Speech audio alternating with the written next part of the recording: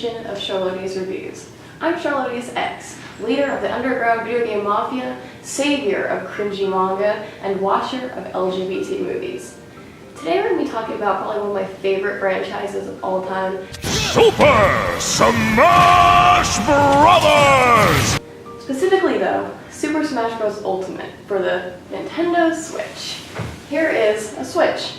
You protect this thing with your life due to the fact that this thing breaks super easily, and one time I put a soda can on it and it scratched it, and now it's a circular scratch right in the middle, so basically I never play it undocked anymore. Now, if most people have gone on the internet, they have noticed some sort of thing about Smash Bros. Ultimate, mainly due to the hype of it and its overall popularity in general. Now, you may be wondering, why is this game so popular? When you go on YouTube or Twitch, maybe even another streaming service, you'll notice at least one Smash Bros. Video. Why is it so popular? Well, we have to look back at the history of Smash Bros. In general. Now, I'm not going to go too deep, but we're just going to start with a graphical comparison. Here is some gameplay from Smash Bros. Wii U, which is about 4 years old, in comparison to Smash Bros. Ultimate. This is on the Wii U, of course, a different console. And you can tell the gameplay is Now, of course, it's slightly downgraded due to the fact that I had to send it to YouTube manually off the Wii U, which does make the graphical comparison a little bit off. But here's an exported video from Ultimate. Now, if you'll notice, there is just so much fluidity in Ultimate. It just looks better in general. When you play it in 2, you'll notice this fluidity in the gameplay and with how the CPUs act and everything compared with that. Now, I've put over 200 hours into this game already, and that's quite a feat for a game that was released in December. I got it on release day, and so I think that's a pretty high number. Overall, this game really can keep you for quite a long time, which I think shows by how many hours so many people put into this game in the first place, just to 100% the story. And that's not even all of it. There's way more to do, and that really helped with the replayability of the game. Now let's go back in time. Let's think about before the game was released. How hyped it was extremely popular, of course, after its reveal in the Nintendo Direct. Everyone lost it. It was pretty funny, not gonna lie. And I wasn't a huge Smash fan at that time. I had some of the games, but I wasn't an avid player of the franchise. So I was excited, but skeptical. I didn't know if it was gonna hold up. Now, of course, I kind of played Smash Bros. Just for the characters I liked, so seeing all these cool characters be revealed, but I didn't really care about most of them, I was just like, I probably won't get it. It's $60, I can't pay that much, I'm kind of a broke little kid, so in the end, I was just saying no. Now, at this point, Chrom was my favorite male character in existence, and he still probably is. I love him to death. He's my favorite male of all time. And I was like, well, he should have been in Smash Bros. He should have been in. Now, this was about a few months later. I was betting everyone. I said, hey, I will buy this game if Chrom gets in, but he's not getting in, so I won't buy the game. And then they revealed Chrom about 3 days later, and I had to buy the game now. But with that reveal, and the reveal of all these special characters, they knew how to hype up their game. Everyone was extremely excited for playing as whatever character they wanted to play as, and it created a huge sense of hype. Starting up the game, you were greeted by a day 1 patch. No matter when you got it, you had a patch to load up. I got it, of course, on release date, but there was the wonderful 40-minute patch that you had to get or the game wouldn't be fixed. So, of course, loading that wasn't very fun, but once you start up the game, you get this huge magical feeling of being able to start up this game. The music comes in, and everything's really cool looking, you get introduced, and the way it starts is really well done. Now, you start with only the original Nintendo 64 characters, so you have to slowly unlock these. There's some different ways to do it, but I think a lot of people like me did it by playing story mode World of Light. Now, it is the slowest way to do it, but a lot of people wanted to clear the story mode before moving on to multiplayer.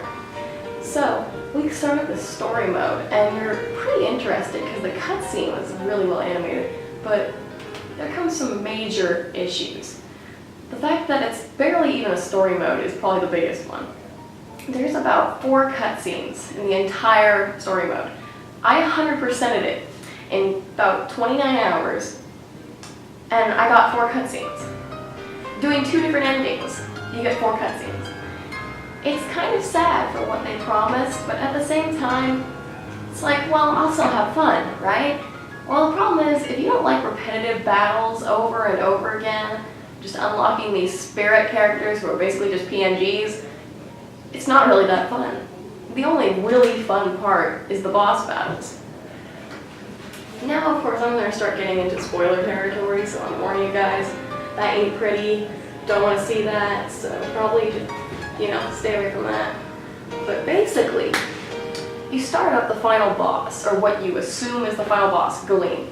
And he freaking comes in with this banger music. You're just like, whoa. And so this music comes in.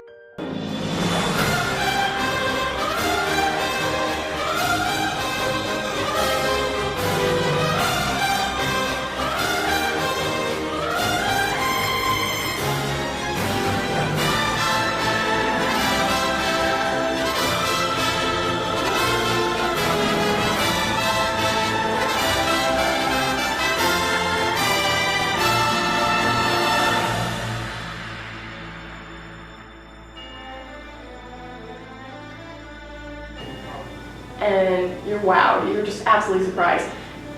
For me, I thought this was literally the best song in the entire soundtrack, of course the original soundtrack, as there is over 800 songs collected for this game. So you start with the final boss, or what you assume is the final boss, and you're greeted by a pretty enjoyable fight. It's enjoyable, but it's only one phase, and that's why it's a bit confusing. It's not super difficult, but it's not super easy, and I think that's a good balance.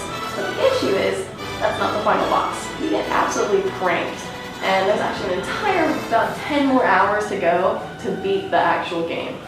And you have to go through more, and then there's Galeem's clone, who looks like some character from Breath of the Wild.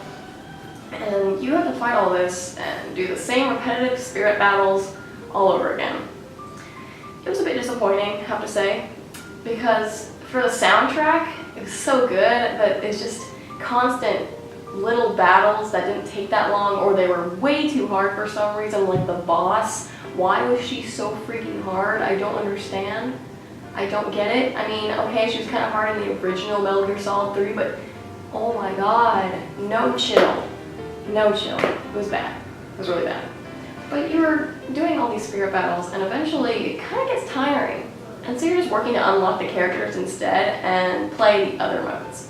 Now, that's sort of what redeems this story mode, is the fact that there's so much other stuff to do that you don't just have to play story mode. When playing the rest of the game, you'll end up noticing how improved the CPUs are in this game, the computer players. If you look at a level 9 computer player from Smash 4 for the Wii U, it is absolute garbo, and it's probably the worst thing. And I mean, unless you like actually beating them, then there you go, it's pretty easy.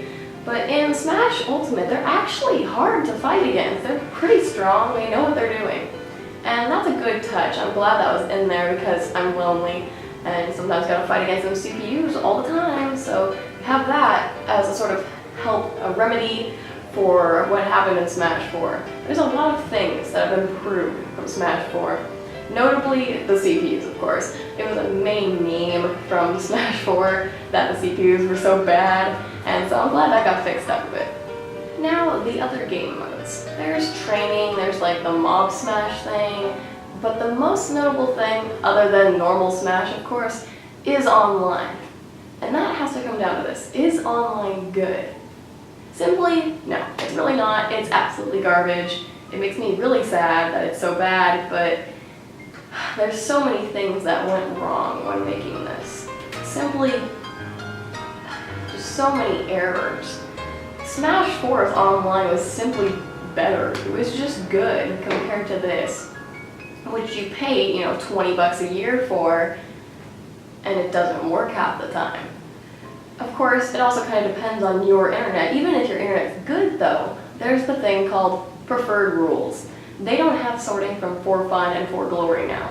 It's just all together. And you have preferred rules. You specifically ask for 1v1, Omega stages only, 3 stock. And half the time you'll get 4v4 on Pac-Land, which is a scrolling stage with items on. That isn't fair. That in general is not fair in any way because you ask for something. You specifically need that. You're good at playing on Omega stages, and you don't get it. Now, I guess it can count as some sort of special training for unknown situations, but not getting what you asked for is kind of annoying, especially from the better sorting that was in Smash 4. Now, the main question that a lot of people have been arguing about in line with the story mode is World of Light as good as Brawl's Subspace Emissary? Put simply, I don't think so. It really isn't. They tried, and I appreciate that, but in comparison, Subspace Emissary is just so much more creative and just actually a story mode in general. It's just superior, and it makes me sad to say it because I was really excited, but it just is better. So if you really want a story mode Smash, Brawl is the way to go. Now, there are other aspects of Smash Bros. Of course, local multiplayer or local wireless multiplayer. These work perfectly fine, and I really don't have much to say about it, other than that the variety of characters is good. The roster, I mean, is all really fun and good, and very wide variety of characters to play as. But that's all I can really say about it, because you kind of expected it once seeing the original trailer of Smash Bros. One of the biggest parts, I think, of Smash Bros. Though, is the soundtrack. The soundtrack, I think, is one of the most integral parts of Smash Bros. Due to the fact that it has so many games together, that having a creative soundtrack really spices it up in a way. Having over 800 songs was very surprising to me, and I was extremely happy about it due to the fact that you can choose the songs on the stages that you want to play on. And I think that's very good, especially for people who just like songs in general, and you get a lot of creativity in general. So it's very fun having all these songs to listen to, and they also give you a little mini place where you can listen to the music and even turn on your screen and just listen to it in earbuds whenever you want. I mean, I actually did it while I was taking a math test. That was pretty great. Brawl soundtrack, that helps you with tests, by the way. But overall, I feel as if the soundtrack is probably the most important part of Smash Bros. Other than the gameplay, of course. And so we had to figure out, is the soundtrack good in Ultimate? And the answer is yes. And if you thought otherwise, you're basically completely incorrect. I don't know what's up with you. The soundtrack in Ultimate is so good. Galeem's theme, of course, being my favorite from the original OST, but there's a lot of songs that are from other games that were put in. They got the original Wii Shop Channel theme. All this is so great to listen to again, and putting it on a playlist and just jamming out. That's so fun to me. And I'm very happy about it, because the soundtrack's great. Some people don't find the main theme as good, and I really kind of agree. I say Brawl's theme is probably a bit better, but it depends on your opinion, I guess. Honestly, in the end, however you view it, it's totally fine. But Galeem's theme, y'all know that is the jam. Absolutely. Of course, there are other game modes that I'm not really going to cover because they're not that integral to the gameplay, but there's one more thing I need to cover, and that is the roster. Now, I'm so happy to be brought back literally every character, because Snake was absolutely my crush when I was a little kid. I don't know why, don't ask. And Chrom, of course, is now my absolute love, and he was brought in, and I'm very happy about that. But overall, I think it's a great soundtrack and a great lineup and a great game, and everything about it is good. This whole game is just so good. The roster is amazing. Everything works. Of course, there are several errors, but I'm hoping they might patch up the online, so I'm not going to hate on it too much. But for now, it's basically unplayable for me. But I'm fine with local multiplayer. I can play with my sister sometimes, but you know, I'm pretty lonely, so that doesn't really happen that often. But overall, there's enough to do in single player that knowing the online absolutely sucks is okay. I hope it does get fixed, of course, and I hope the new characters that are added in will work in online, because sometimes I feel as if every added character is suddenly OP, and it's pretty weird. But for now, I think we're doing okay, and the game's doing okay. Everything seems to be working, everything seems fine, and I'm proud. Of course, I didn't really oversee this game, but I'm proud as a Smash Bros. Fan. I'm so proud of how they did it. It's so freaking good, man. That's all I really have to say for that. It's just such a good callback to everything. Of course, I never played the absolute original Smash 64, but for the people who did, it's probably great having that sense of nostalgia again when you start off with only the Nintendo 64 characters. Having that sort of nostalgia, I think, helps a lot of people when coming to new games and enjoying them. So, of course, I may have missed some things, but most of them aren't that integral to the gameplay of Smash Bros. They're side things, they're not like absolutely terrible. Spirit battles I could cover a bit, but I feel as if some other reviewers have covered it way better than me, and this is my amateur review that I'm using for a class project, so I feel like I don't really need to cover it. So we're just going to go until the final verdict. Final verdict, 4.5 Chroms out of all Chroms. Amazing. What a masterpiece. Good.